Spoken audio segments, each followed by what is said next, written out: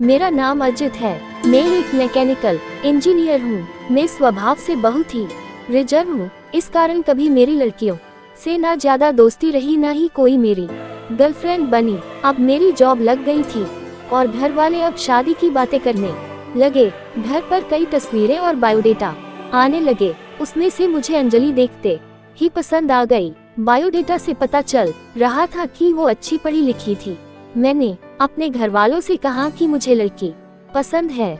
हम लोग अंजलि के घर उसे और उसके परिवार को देखने गए। फिर जब अंजलि चाय लेकर आई तो वो मुझे उसकी तस्वीर से भी ज्यादा सुंदर लगी। खुले बाल और हल्के नीले रंग की साड़ी में वो बहुत ही सुंदर लग रही थी। फिर घर वालों ने हमें एक कमरे में बातें करने भेजा। कमरे में वो चुप थी। उसके चेहरे पर इतनी खुशी नहीं थी। मेरा दिल धड़क रहा था। मुझे लगा कि उसे मैं पसंद नहीं हूँ। फिर मैंने ही बात शुरू करते हुए कहा कि आप क्या करती है।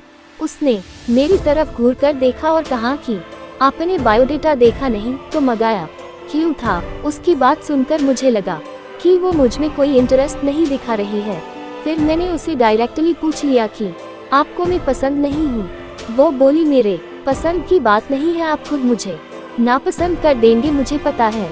उसने कहा अभी मैं आपको ऐसा कुछ दिखाने वाली हूँ कि आप वो देखते ही आप शादी के लिए मना कर देंगे। आपसे पहले दो को दिखाया, उन्होंने भी देखते ही मना कर दिया। ये कहकर उसने अपने खुले बाल जो पीछे थे उनको आगे किया।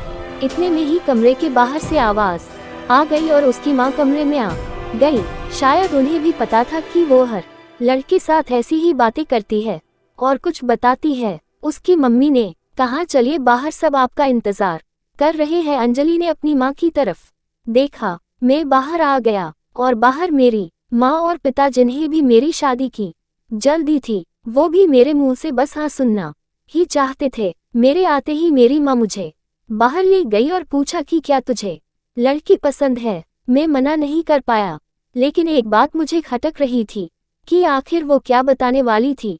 उसकी मम्मी जिस तरह से जल्दी से कमरे में आई, मुझे बाहर ले गई, लगा ऐसा जैसे वो हमारी बातें ही सुन रही थी। मैंने शादी के लिए हाँ कर दी। मेरे घर वालों ने उन्हें हाँ में जवाब दे दिया, लेकिन अब मैं एक दुविधा में था कि मैं क्या करूं। मैंने उससे बात करना चाहा, मैंने उससे नंबर नहीं मांगा था। मैंने अपनी मम्मी को कहा कि आप बात करें और उसका नंबर ले लें। मम्मी ने अंजलि की मम्मी से फोन पर बात की और अंजलि का नंबर मांगा, लेकिन उन्होंने ये कहकर मना कर दिया कि अंजलि का फोन अभी खराब है। मम्मी यह भी कह रही थी कि वो लोग शादी के लिए जल्दी कर रहे हैं। इन सब बातों से मेरे मन में कुछ अजीब सवाल आने लगे। एक शाम जब मैं ऑफिस में था तब मुझे एक अननोन नंबर से कॉल आता है। फोन रिसीव किया तो अंजलि थी। वो बोली कि मम्मी ने मेरा फोन ले लिया है। मैं कुछ बहाना करके अपनी फ्रेंड के रूम पर आई हूँ, उसी के नंबर से फोन कर रही हूँ। क्या तुम मुझे अभी मिल सकते हो? मुझे वैसे भी उससे मिलना था। अंजलि के बताए एड्रेस पर मैं जल्दी से पहुंचा। वो उसकी फ्रेंड का रूम था। मैंने जाते ही पूछा उस दिन की बात अधूरी रह गई थी और तुम्हारी मम्मी तुम पर नजर क्यों रख रही है? अंजलि बोली मैं तुम्हें कुछ दिखाना चाहती हूँ, उसके बाद तुम्हारे सारे सवालों के जवाब मिल जाएंगे। अंजलि आज भी बाल खोल कर आई थी। वो पीछे मुड़ी और अपने खुले बालों को पीठ से आगे की ओर किया। तब मुझे पता चला कि वो क्या दिखाना चाहती थी। उसकी गर्दन पर एक टैटू था, सुयश नाम का।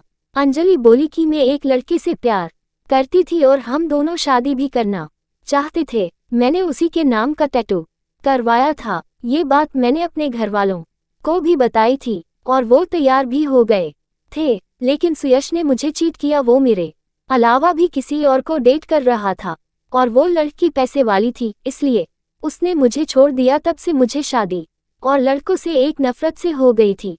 उस लड़के को मैंने बहुत प्यार किया, लेकिन उसने मुझे धोखा दिया। तुमने पहले भी 2 लड़कों को मैंने टैटू दिखाया और उन्होंने सच जानकर शादी के लिए मना कर दिया। मम्मी इसलिए मुझ पर नजर रख रही है कि मैं तुम्हें भी कहीं सच ना बता दूं, लेकिन मैं लड़कों की तरह नहीं हूँ। मैं नई जिंदगी की शुरुआत सच के साथ करना चाहती हूँ। मैं सुनकर सोच में पड़ गया कि जिसको प्यार मिलता है उसे प्यार की कद्र नहीं होती। आखिर इतनी प्यार करने वाली लड़की को कैसे कोई धोखा दे सकता है? मैंने कहा कि मुझे तुम्हारे पास से कोई मतलब नहीं है, लेकिन मैं चाहता हूँ कि मुझे भी तुम उतना ही प्यार करो जितना उस लड़के को करती थी। अंजलि को यह उम्मीद नहीं थी।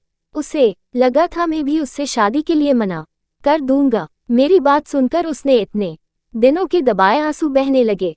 मेरी शादी अंजलि से हो गई और मैं अपने आप को बहुत खुशकिस्मत मानता हूँ कि मुझे अंजलि जैसी सच्ची और प्यार करने वाली लाइफ पार्टनर मिली है।